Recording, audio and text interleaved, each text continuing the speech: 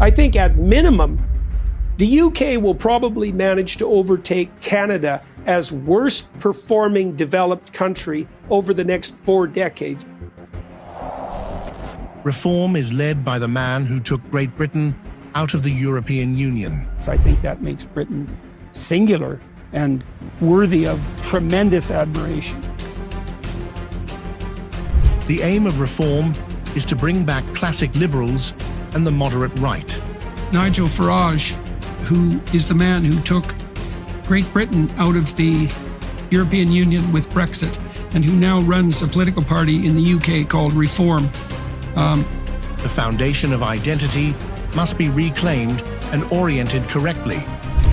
The aim of Reform is to shake the Conservatives up, let's say, and return the classic liberals and the moderate right to something approximating, what would you say, an orientation that's actually based on the fundamental principles of Western civilization itself. British common law translated biblical narratives into effective policy. Judeo-Christianity at the bottom, the democracy that emerges out of that as a consequence of the concept of the sovereignty and divine import of the individual, the family above that, the community, the city, the state, the nation, under God, that entire subsidiary structure, to return to an orientation that makes that primary and the foundation of identity itself. British common law stands as a monumental achievement, says Jordan.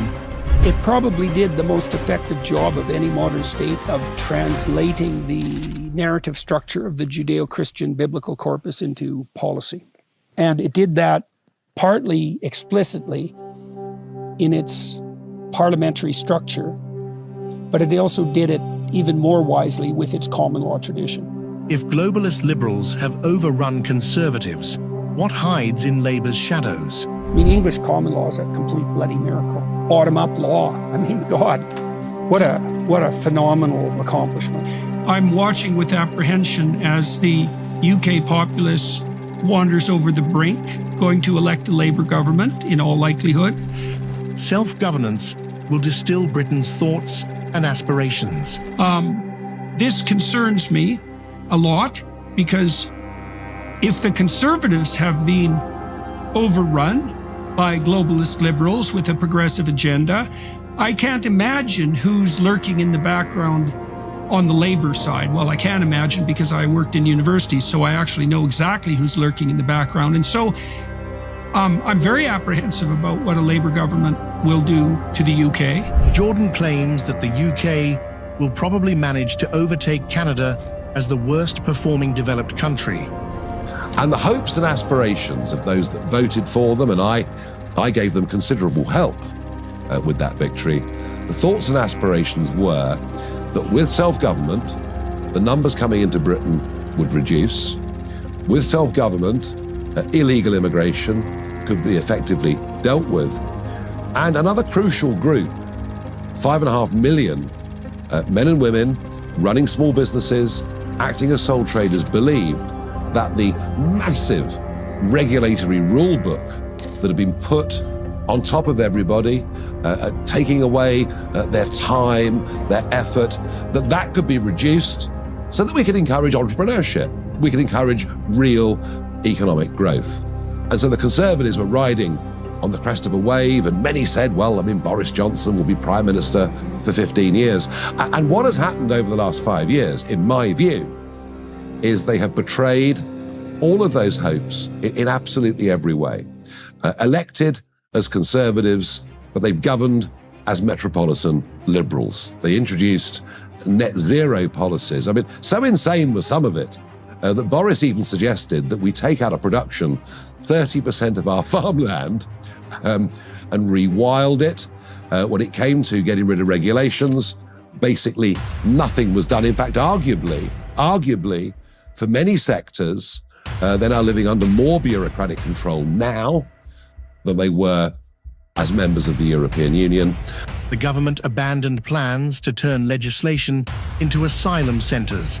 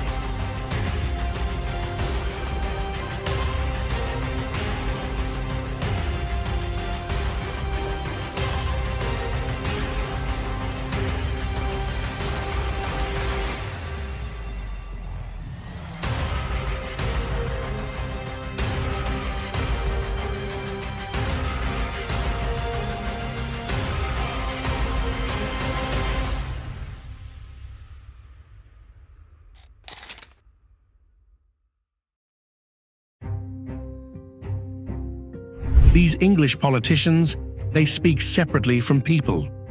This is a situation in Ireland that's been developing probably since November 2022, when the government here decided to abandon all planning legislation, allow office buildings to be turned into asylum centres, mainly for single males in the 18 to 30 kind of category, and impose those centres into mainly working class communities which are already devoid of any real services and are abandoned in general by the political and NGO class. And we have in Ireland now a country that's run by politicians who are more interested in what their European masters think of them than they are about the Irish people.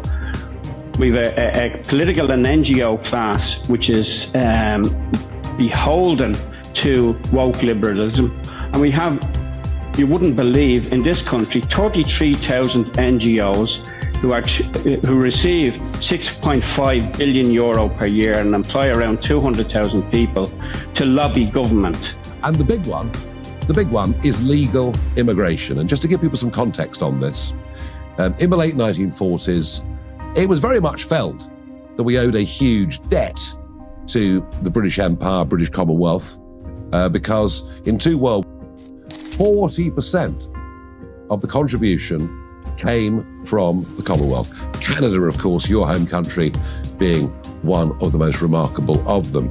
And so began legal immigration from the West Indies and elsewhere. And it ran all through the late 40s, the 50s, the 60s, the 70s, the 80s, the 90s, right up until Tony Blair got in. It ran all through that period with a net migration level of 30 to 40,000 people a year.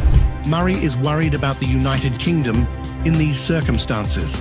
Malachy, how does this happen? We've got an audience here yesterday, over the weekend and today who are looking at this and saying this wouldn't be allowed to happen in England. And these politicians, they speak separately from people.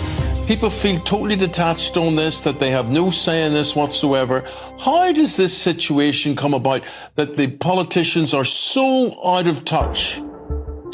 There's a total disconnect between the Irish political class and ordinary people. If you look at what happened last week, for instance, on Monday, now the protest in Coolock has been going on. There's been people sitting outside that protesting in the camp for 3.5 months. With no violence, no difficulties, and the police moved in at 3:30 on Monday morning and moved them out.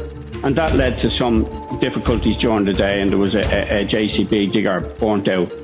But what exacerbated the situation was that the Gardaí, and the people who are doing what they call rioting, and you come from the north, Eamon, the rioting in Dublin, wouldn't even merit the name riot in Belfast. The woke liberals claim migration is essential for the health service. There'll be a monarchy. I would worry about the United Kingdom in these circumstances. As you say, Piers, the gains Sinn Féin made in the local elections, historic gains, should be troubling to anyone who is, like me, a unionist. Sinn Féin, of course, is an Irish nationalist party and is, as well, in my own view, an extremist party. And that isn't mere rhetoric.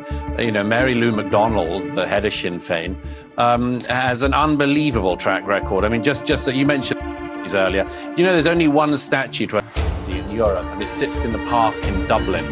Sean Russell, an IRA member who was on a German U-boat in 1940. There's a statue to him in Dublin, and Sinn Féin always pay their respects there. Mary Lou MacDonald, a couple of years ago, was taken there to pay her respects. She was, as it were, bloodied by the more militant wings of Sinn Féin.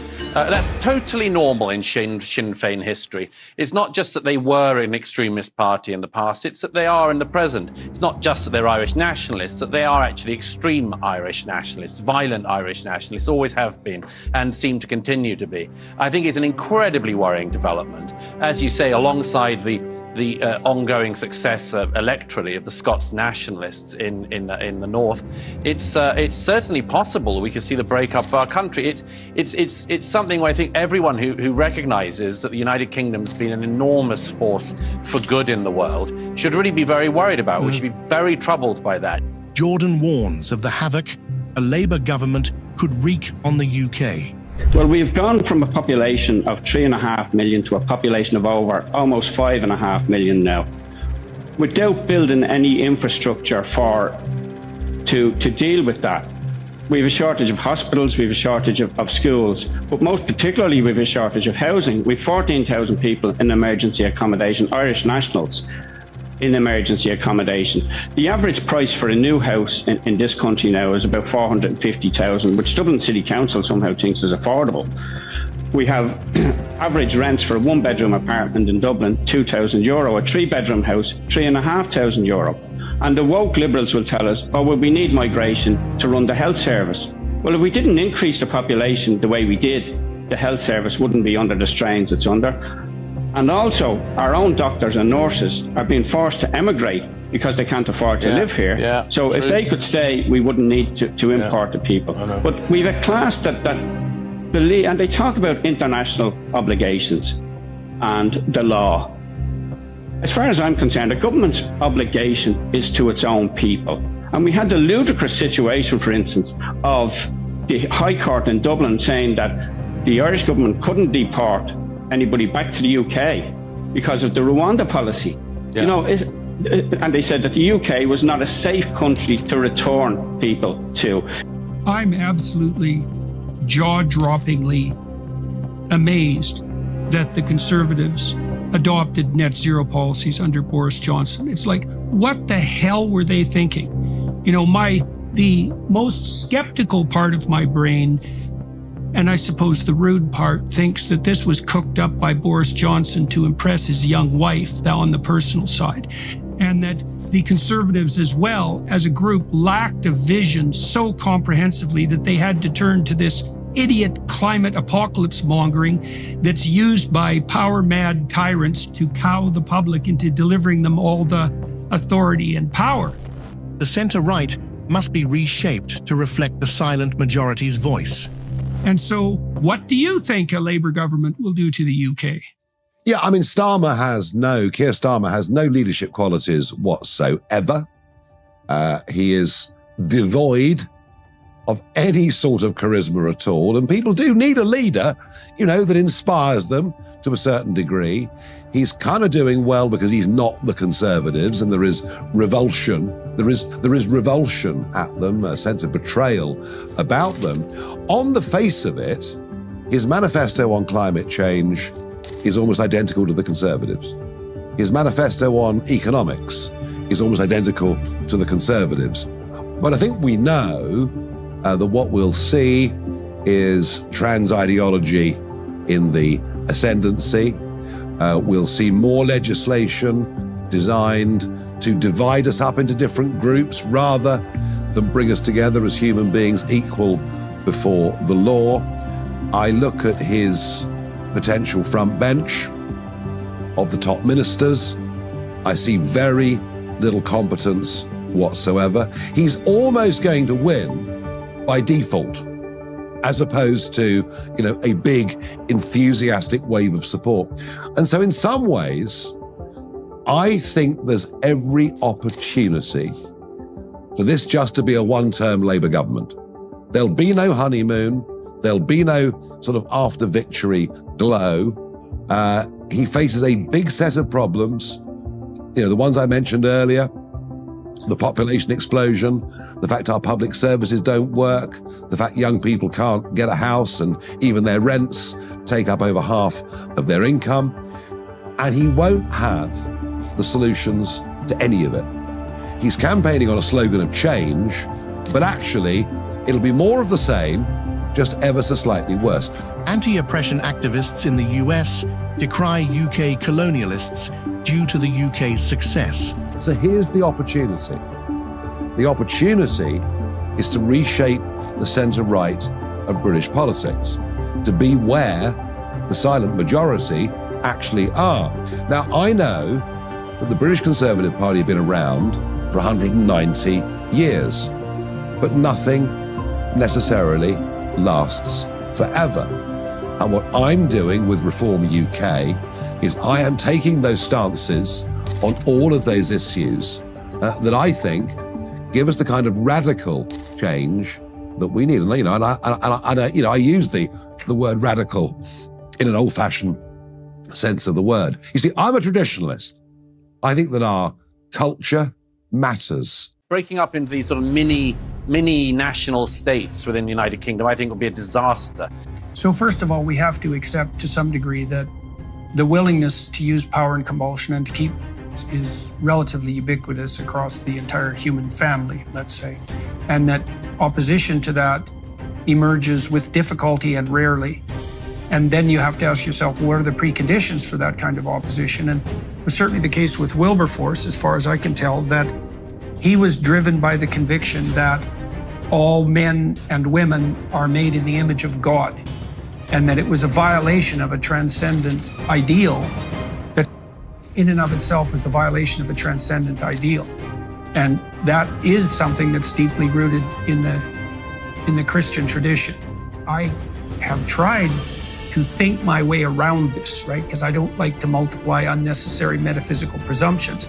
But I can't see at all that opposition just would have emerged the way it did in Britain if it wouldn't have been able to draw on a well of metaphysical and religious presupposition that was predicated on the idea that each person has a soul, and that soul in some manner has a divine value.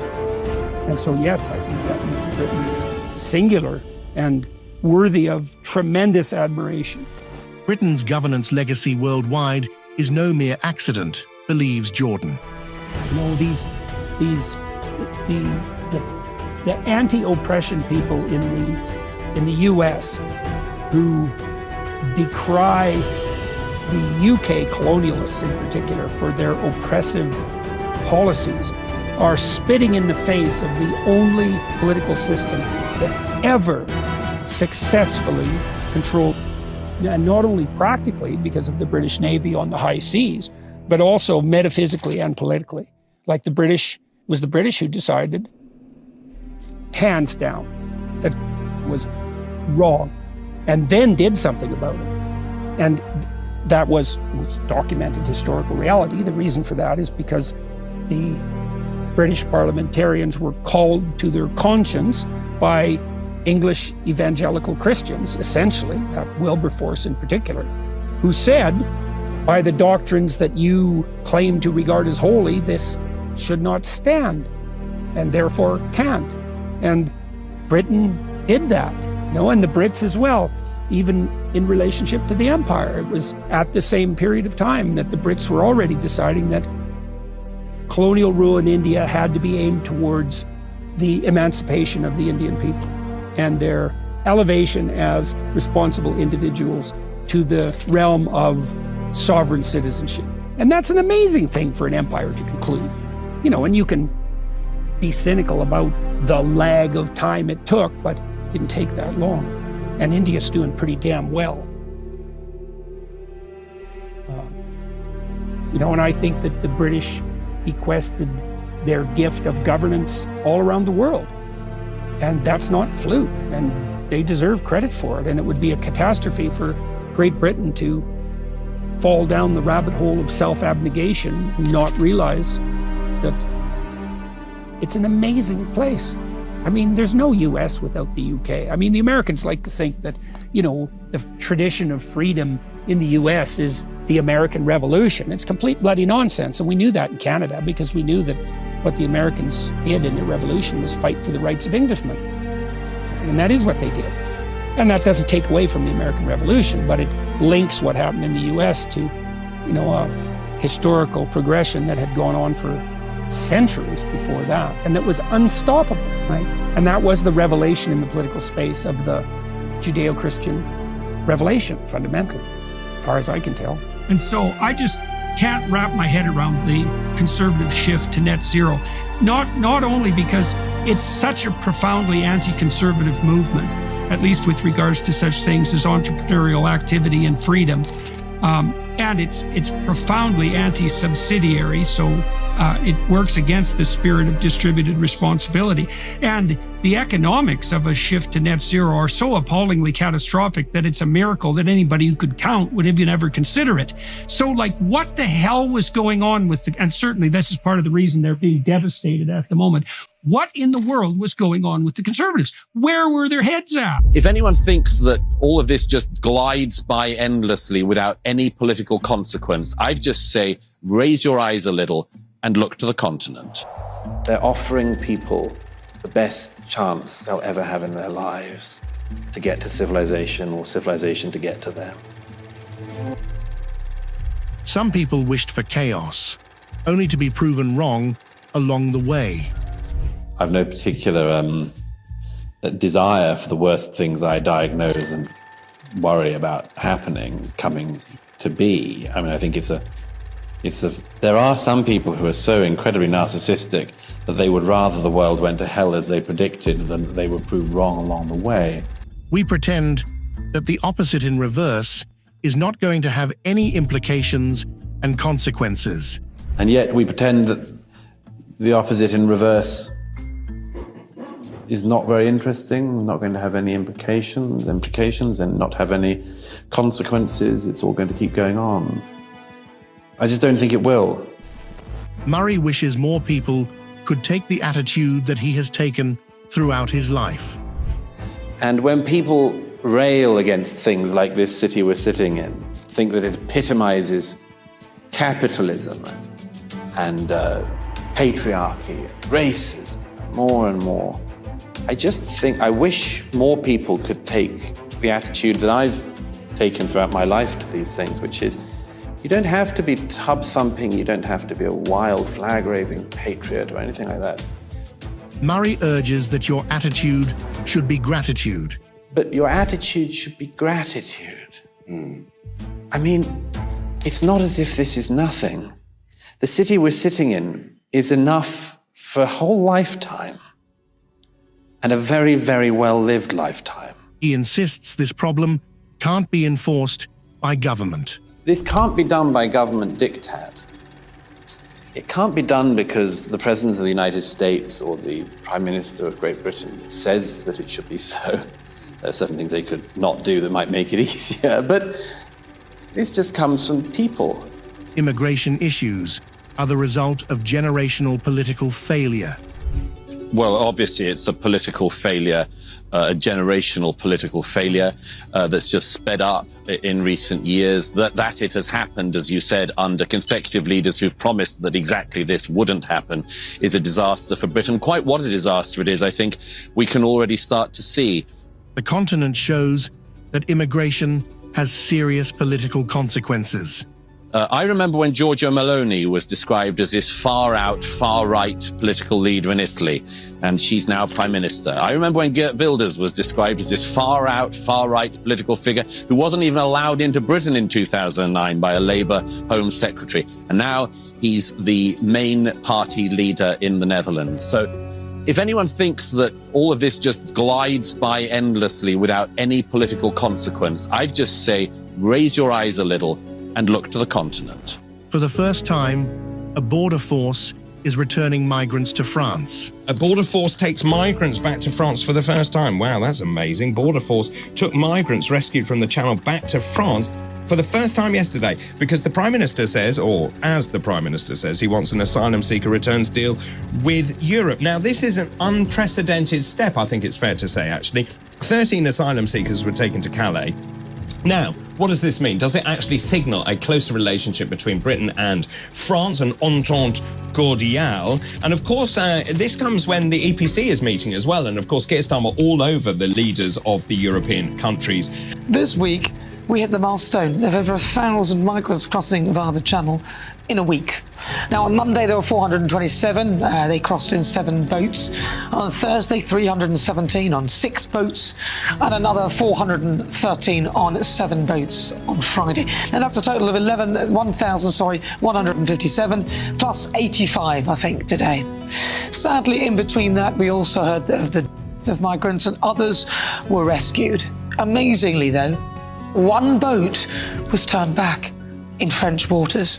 The parties have been talking about immigration, but what does the public think? Well, an exclusive poll for Sky News has found that across the country, 43% of people asked thought that immigration has a negative impact on British society. That's compared to 35% here who say it has a positive impact. So clear difference there. And there are also clear differences between age groups. 54% of 18 to 24-year-olds thinks that immigration has a positive effect. But the older you get, the lower this number comes down. When you get to 65 and over, only 20% of those people thought immigration is good for society.